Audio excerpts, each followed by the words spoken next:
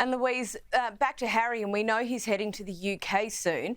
There's plenty of speculation, as always, around this visit. Have the details firmed up yet? Well, what we do know, Caro, is May 8th is the 10th anniversary of the Invictus Games, so he's expected to be back in the UK, actually in London at St Paul's Cathedral for a sort of service to commemorate that.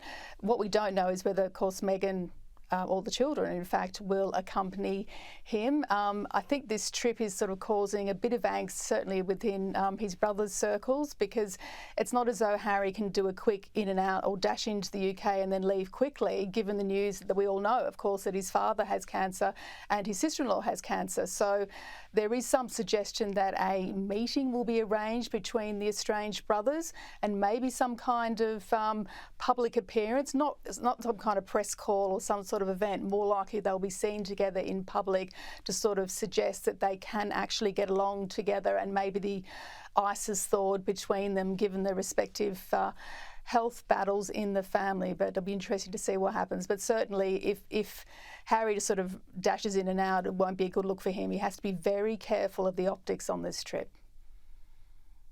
Yeah, I agree with that, absolutely. Great observation there.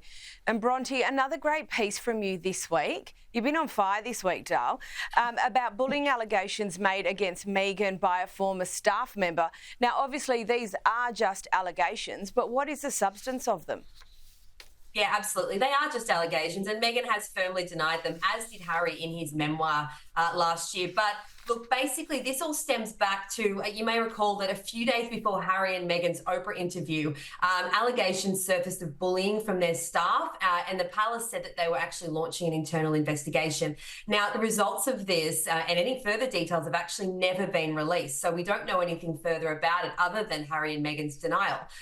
But in a new interview with the Herald Sun, a wide-ranging interview actually about palace life, it was fascinating.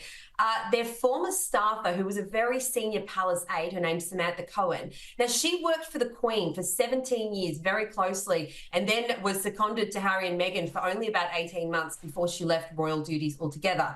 Now, that sparked a lot of speculation, of course, and there were reports at the time that she'd had a difficult time working for them. Now, she wouldn't draw in further on these allegations, but she did confirm in this new interview that she was one of 10 people who was interviewed about the allegations. So that's really one of the first firm details we've gotten about what went on since it emerged that there was going to be an investigation. And I don't think we will find out much more, to be honest. This seems to have been quite tightly held.